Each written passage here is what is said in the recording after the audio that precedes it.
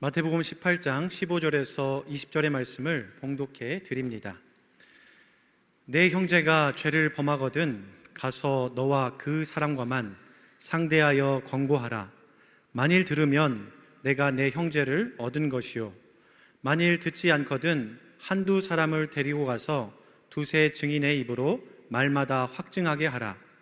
만일 그들의 말도 듣지 않거든 교회의 말하고 교회의 말도 듣지 않거든 이방인과 세리와 같이 여기라. 진실로 너희에게 이르노니 무엇이든지 너희가 땅에서 매면 하늘에서도 매일 것이요, 무엇이든지 땅에서 풀면 하늘에서도 풀리리라. 진실로 다시 너희에게 이르노니 너희 중에 두 사람이 땅에서 합심하여 무엇이든지 구하면 하늘에 계신 내 아버지께서 그들을 위하여 이루게 하시리라. 두세 사람이 내 이름으로 모인 곳에는 나도 그들 중에 있느니라. 할렐루야. 하나님의 크신 은혜와 사랑이 함께 예배드리는 우리 모두에게 충만하기를 주님의 이름으로 축원합니다. 우리 옆 사람과 인사 나눌 텐데요, 눈빛으로, 사랑이 가득한 눈빛으로 이렇게 이야기하겠습니다. 사랑합니다. 축복합니다. 눈을 마주보고 인사했으면 좋겠습니다.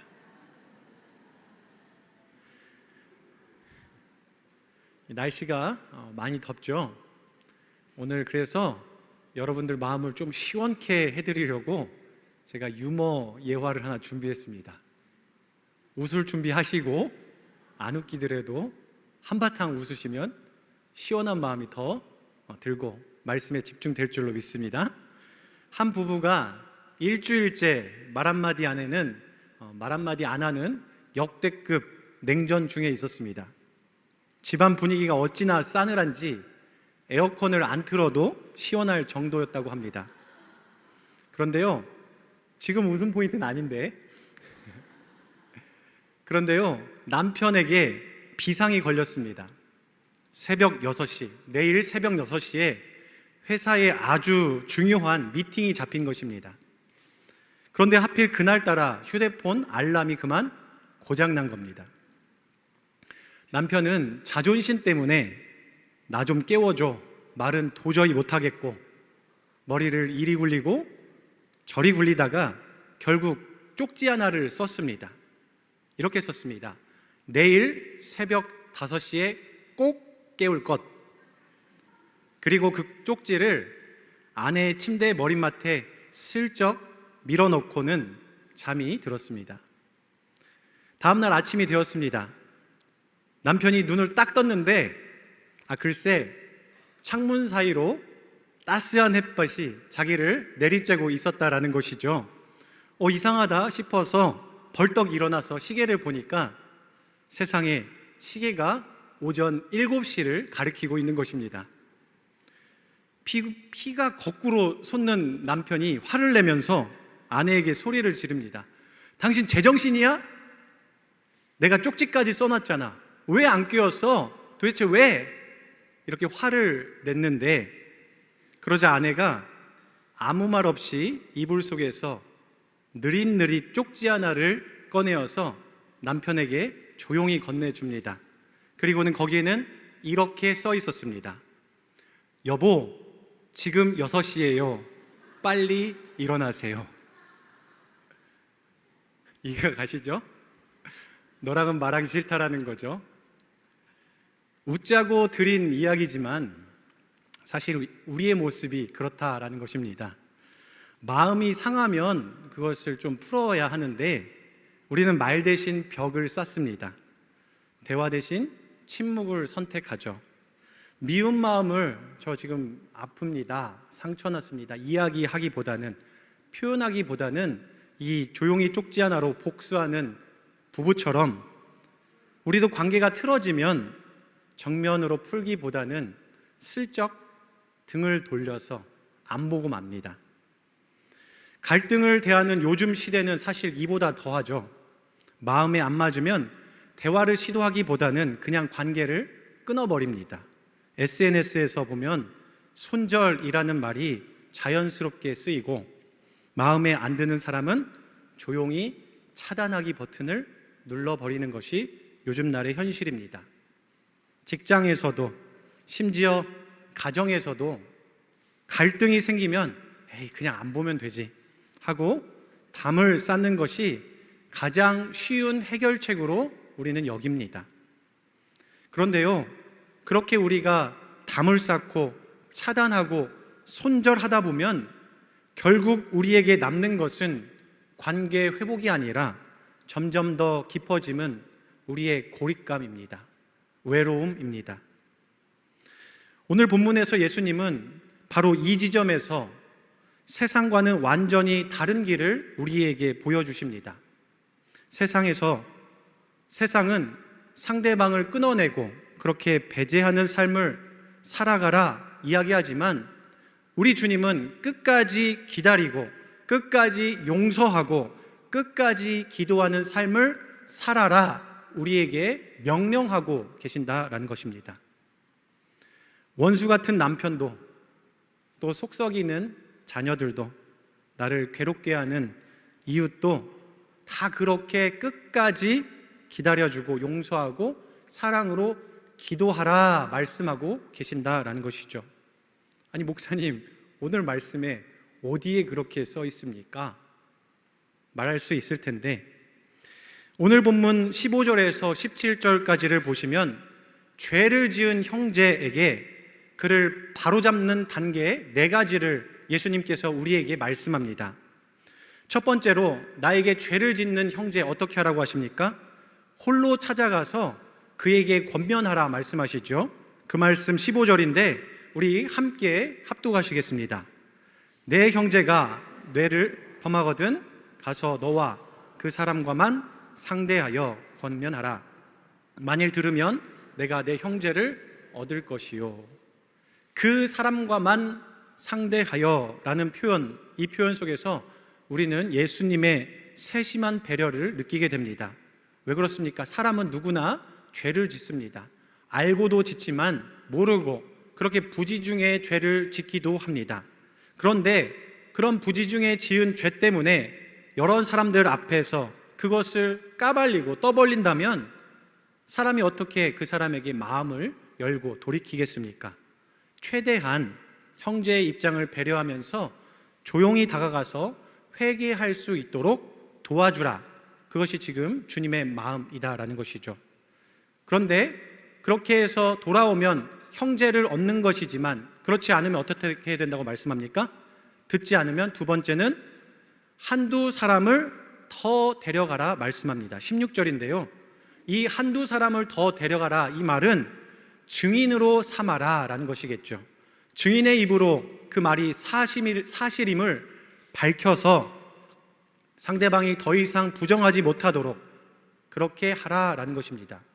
그런데 오늘 말씀의 핵심은 안 되는 것이 중요한 게 아니라 끝까지 회복을 시켜라, 여기에 목적이 있다라는 것을 우리는 발견합니다.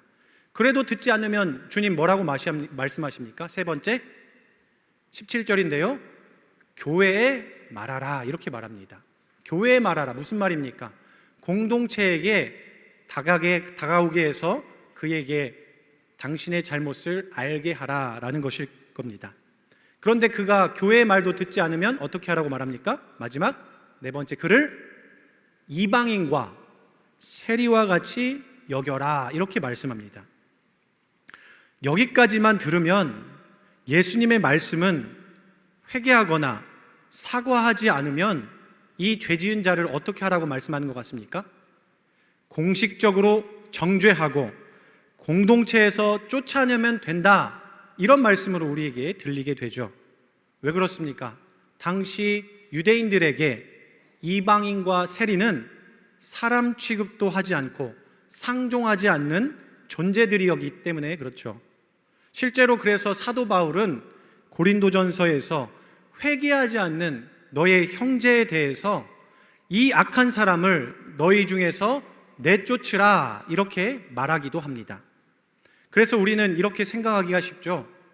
우리가 나에게 잘못한 사람 또 죄가 있는 그 형제 주님의 사랑으로 용서하고 또 사랑으로 이렇게 용서를 구하게 해보지만 해볼 만큼 다 해보다가 안 되면 그 사람은 포기해야겠다, 이제 그 사람과는 관계를 끊어야겠다, 이게 주님이 인정하시는 방식이다 라는 사실을 우리는 오늘 성경 속에서 보게 됩니다. 그래서 그렇게 우리도 허물 많은 나의 사람들, 나에게 해를 입힌 사람들에게 정죄하고 우리 삶에서 지워버리려고도 합니다. 왜 그렇습니까? 오늘 주님께서 그렇게 하라 말씀하셨기 때문에 그렇죠. 그런데요, 성도 여러분, 과연 이것이 예수님의 진짜 의도였을까요?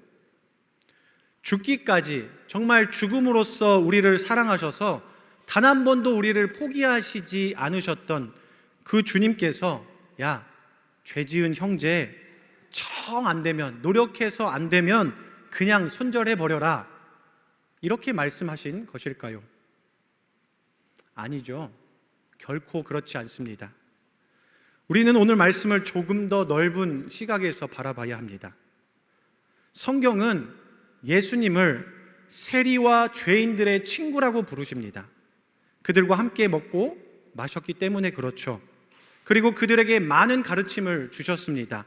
그 모습을 보면서 바리새인들은 예수님께 손가락질하고 또 비난하면서 그렇게 예수님을 멸시했지만, 그런 가운데 예수님은 나는 의인을 부르러 온 것이 아니라 죄인을 부르러 왔다라고 말씀하시면서 그들을 변호하시고 그들의 친구가 친히 되어 주셨습니다.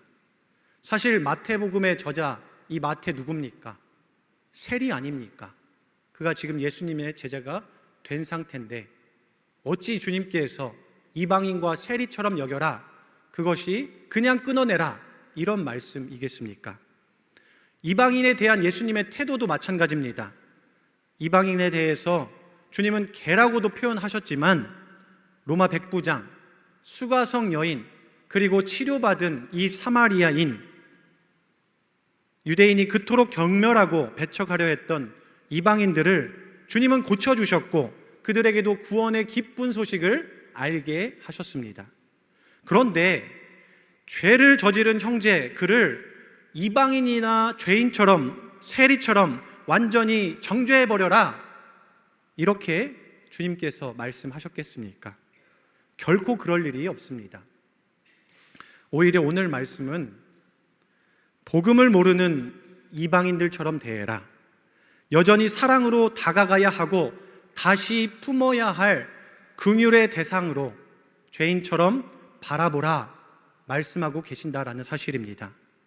포기하고 정죄하라는 말씀이 아니라 오히려 전도의 대상으로 다시 찾아가야 할 잃어버린 한 영혼으로 그렇게 바라보라라는 주님의 사랑의 명령입니다. 17절, 이방인과 세리같이 여겨라, 어떤 뜻이라고요? 정죄해라, 그냥 잊어버려라, 이 말씀이 아니라 다시 찾아야 할 잃어버린 한 영혼으로 그 사람을 대해라라는 것입니다. 이렇게 본문을 다시 읽게 되면 이어지는 18절에서 20절의 말씀이 우리에게 은혜로 또 새롭게 다가오게 됩니다. 우리 18절 말씀을 같이 함께 읽도록 하겠습니다. 진실로 너희에게 이르노니 무엇이든지 너희가 땅에서 매면 하늘에서도 매일 것이요 무엇이든지 땅에서 풀면 하늘에서도 풀리리라. 이 말씀은 주님께서 누군가를 정죄하고 단죄하기 위해서 너희들 하늘의 권세를 사용해, 그런 말씀이 아닙니다. 오히려 상처 입고 죄에 빠진 형제 자매를 끝까지 너희들이 포기하지 않고 끝까지 기도할 때, 용서하고 주님 앞으로 기도하며 나아갈 때에 바로 그 자리에 하늘의 권세가 함께 역사한다라는 주님의 약속입니다. 이어지는 19절과 20절도 마찬가지인데요, 여러 사람이 기도할 필요가 없다라 말합니다. 또 거창한 부흥회가 아니어도 된다 말합니다. 누군가를 마음에 품고 그를 위해 간절히 기도할 때에 그 함께 기도하는 그 가운데에 임마누엘의 주님께서 친히 함께하여 주시겠다 약속하신 말씀입니다. 한 사람이면 패하겠거니와 두 사람이면 맞설 수 있나니 세 겹줄은 쉽게 끊어지지 아니하리라.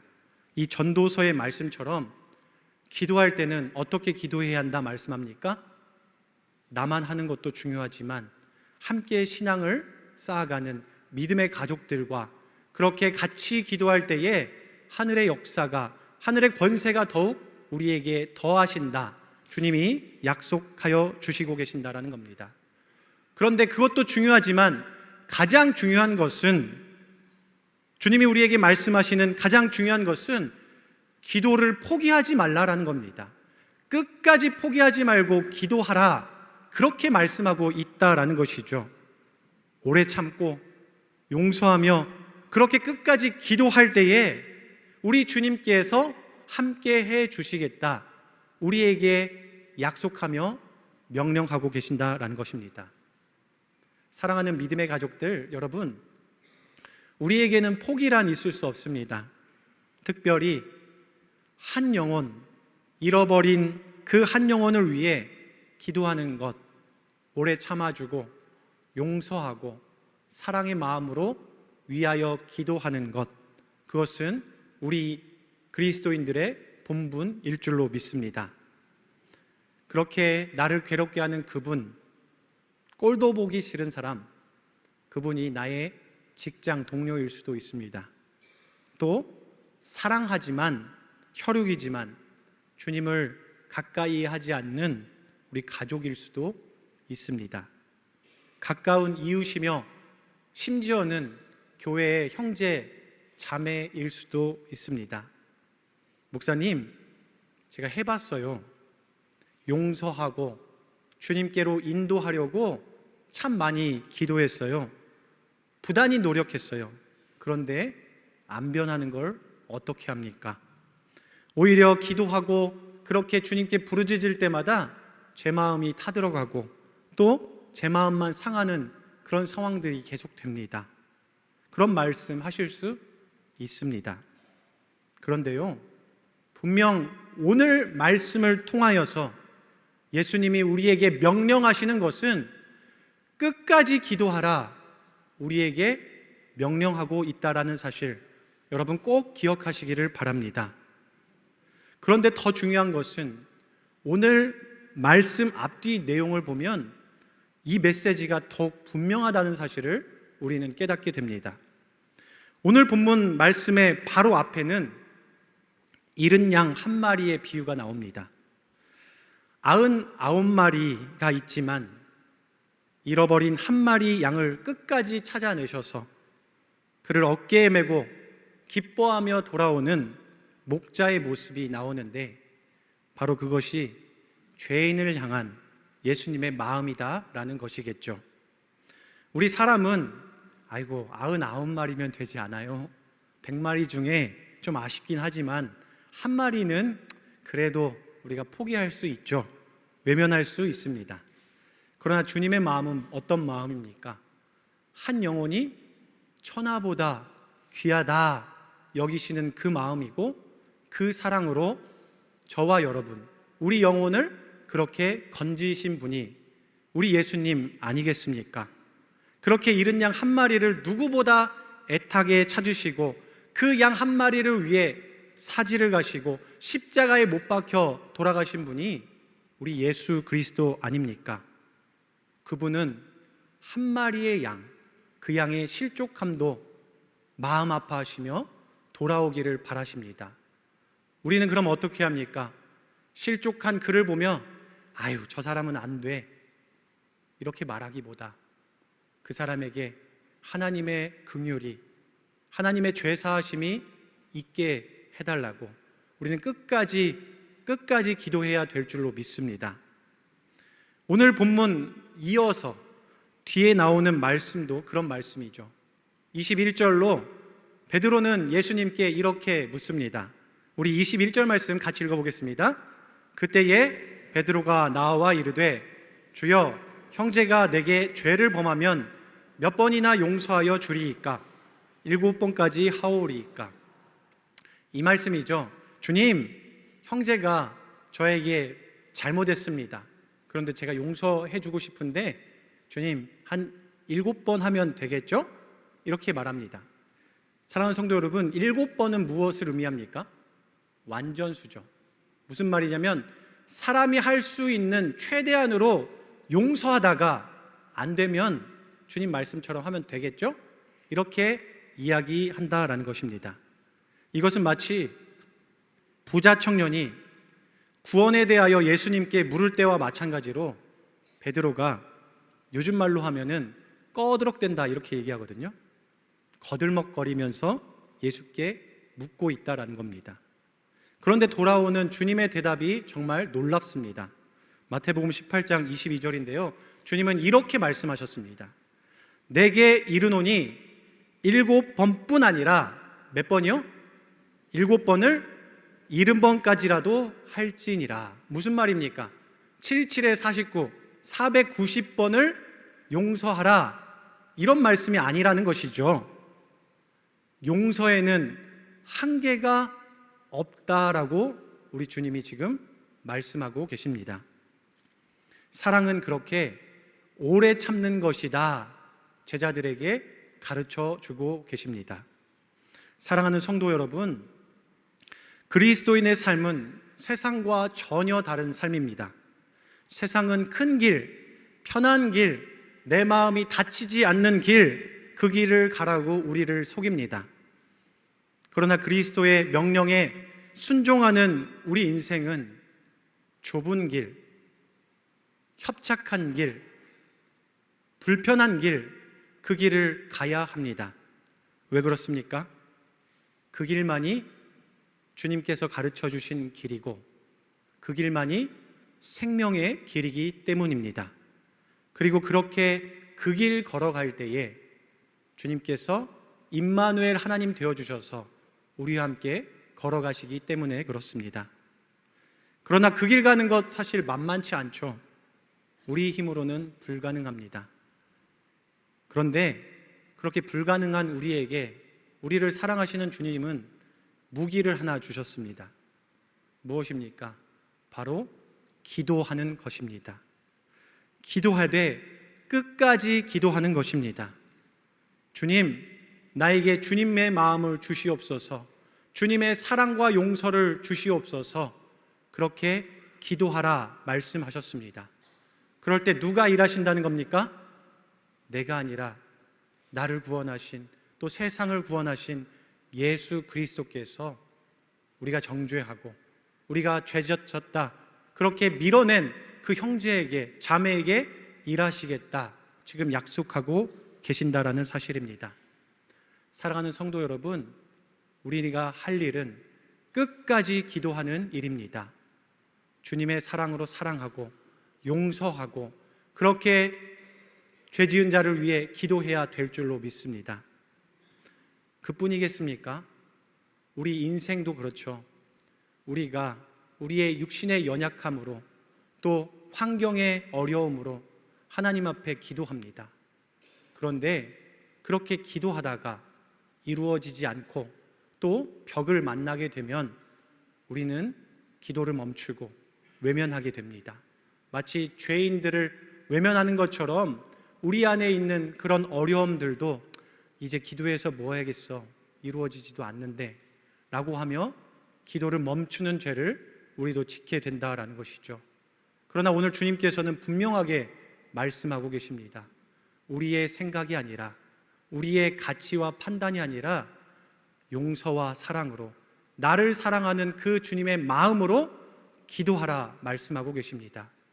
그럴 때에 우리로서는 도저히 될 수 없는 그 하나님의 은혜와 사랑이, 그리고 기적이, 그 역사가 기도하는 우리를 통해 주님께서 함께 하시고 역사하시겠다 약속하고 계신다라는 사실, 사랑하는 성도 여러분 꼭 기억하셨으면 좋겠습니다.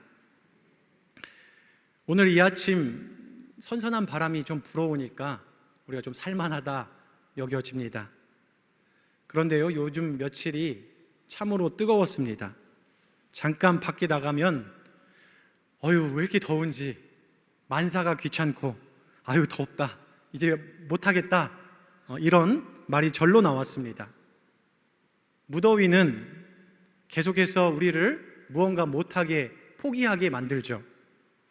근데 가만히 생각해 보니까 우리의 관계도, 우리의 믿음도 마찬가지라고 생각이 듭니다. 상처받는 우리의 마음이 정말 뜨겁게 그렇게 달아오르면 우리는 지쳐서 그만 포기하고 맙니다. 이제는 더 이상 못하겠다, 안 되겠다. 그리고는 마음의 문을 닫아버리죠. 근데요, 그럴 때 그늘에서 한 잔 마시는 시원한 물 한 모금이 얼마나 우리에게 큰 힘이 됩니까? 땀에 젖어 지쳐 있다가도, 그 땡볕에서 고생하다가도 그렇게 그늘에서 시원한 물 한 잔 마시면 우리는 다시 일어날, 그리고 다시 힘을 낼 그 힘을 얻게 되죠. 오늘 주님의 말씀이 바로 지쳐 있는 우리 삶에 그 시원한 물 한 모금이 될 줄로 믿습니다. 은혜로 우리가 이 주님의 말씀으로 다시 일어날 수 있을 줄로 믿습니다. 일어나서 무엇을 하시겠습니까? 기도하셔야 합니다. 나를 위하여서, 나의 육신의 연약함을 위하여서, 또 나의 문제를 위하여서, 더 나아가서는 주님께서 명령하신 그 선교의 사명을 감당할 때에 나에게 죄 짓는 자를 용서하고 사랑하고 기도로 품어주어서 이방인과 세리와 같이 전도해야 할 대상자로 다시 여겨서 그렇게 하나님께 기도해야 함을 오늘 본문은 우리에게 말씀하고 있습니다. 사실 나를 용서하고 이웃을 용서하는 이 용서의 기도는 우리 마음에 자유를 줍니다. 미움과 정죄를 마음에 그것만 모시고 살아가다 보면 사실 그 미운 마음들이 나의 감옥이 되게 되죠. 상대방이 갇혔으면 좋겠는데 그 완악한 마음과 미운 마음들이 나를 가둡니다. 그래서 내가 그 안에서 괴로워하죠. 하지만 주님 앞에 그 사람을 내어놓고 주님의 사랑으로, 주님의 용서로 우리가 그를 위하여서 끝까지 기도한다라면 짓눌려 있던 내 영혼이 먼저 자유함을 얻게 될 줄로 믿습니다.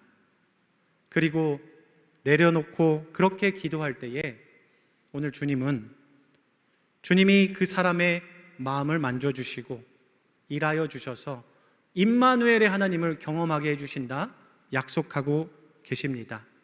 내가 풀려고 끙끙 노력해보면 그 내가 푼 문제는 나의 작품밖에 되지 않습니다. 좋게 나올 때도 있고 안 좋게 나올 때도 있죠. 그러나 기도로 하나님께 맡기면 그것은 하나님의 작품이 됩니다. 하나님의 기적이 됩니다. 사랑하는 성도 여러분, 세상은 정죄하라, 배제하라, 너희들 포기해라, 그렇게 우리를 속이지만 주님의 사람은 끝까지 포기하지 않고 기도하는 사람일 줄로 믿습니다. 우리가 이 세상을 살아가면서 세상이 줄 수 없는 참된 평화를 누려야 할 텐데, 또 우리 삶에 주님의 은혜와 사랑이 마르지 않고 넘쳐나야 할 텐데, 그 길은 오직 하나입니다. 주님을 의지하며 끝까지 기도하는 인생, 그 인생이 참된 평안을 누리는 인생, 영원한 생명샘물, 우리 주님께 나아가는 인생일 줄로 믿습니다. 끝까지 기도하는 인생, 원하고 바라는, 그리고 기도하시는 여러분 인생 되기를 주님의 이름으로 축원합니다. 오늘 이 시간에는요, 우리가 그 마음을 담아서 우리 하나님께 찬양하며 나아갔으면 좋겠습니다. 원하고 바라고 기도합니다. 우리 함께 찬양으로 나아가시겠습니다. 우리 찬양하실 때요, 주님, 우리가 끝까지 기도할 수 있도록 인도하여 주옵소서 하는 마음으로 우리 가슴에 손을 얹고 우리 하나님께 고백하며 나아갔으면 좋겠습니다.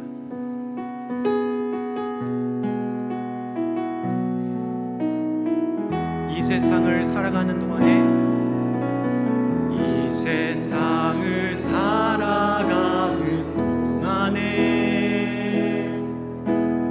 나의 힘을 의지할 수 없으니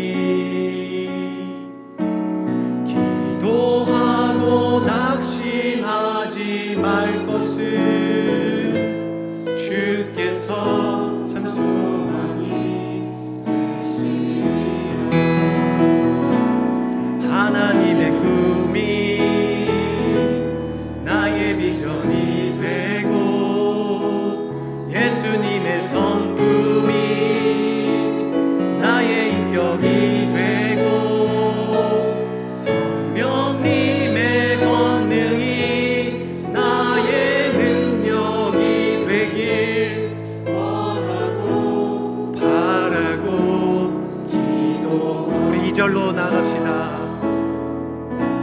주의 길을 걸어가는 동안에 세상의 것 의지할 수 없으니 감사하고 낙심하지 말 것은 주께서 참 기쁨이 되심이라. 하나님의 꿈이 나의 비전이 되고 예수님의 성품이 나의 인격이 되고 성령님의 권능이 나의 능력이 되길 원하고 바라고 기도. 하나님의 꿈이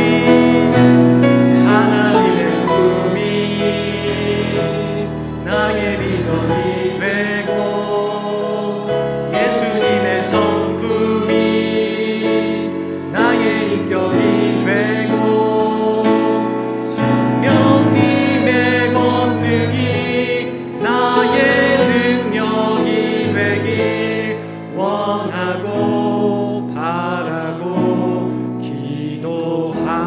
기도합니다. 함께 이 시간 기도하겠습니다. 사랑의 하나님, 이 시간 주님 앞에 고개 숙여 주님의 음성에 순종으로 나아갑니다. 하나님, 우리 삶을 가로막고 있는 모든 어려움들, 또 미움과 다툼과 질투와 시기가 있다라면 오직 이 시간 주님의 은혜로 채워주시고 변화시켜 주셔서 저희들의 마음에 사랑과 오래 참음, 용서의 마음이 넘쳐날 수 있도록 인도하여 주시옵소서. 끝까지 포기하지 않고 나를 구원하신 그 주님의 능력을 믿습니다. 끝까지 우리도 우리 자신을 위해서 또 우리에게 죄를 지은 전도해야 할 그 대상자를 위해서 함께 기도할 때에 주님의 능력을 보이시게 하여 주시고 물이 포도주로 변화하듯 나의 부정적인 마음이 주님의 말씀으로 변화되어 주님께는 영광이요 세상에는 기쁨이 되는 저희들의 한 주 될 수 있도록 주님 인도하여 주시옵소서. 예수님의 이름으로 기도드립니다. 아멘.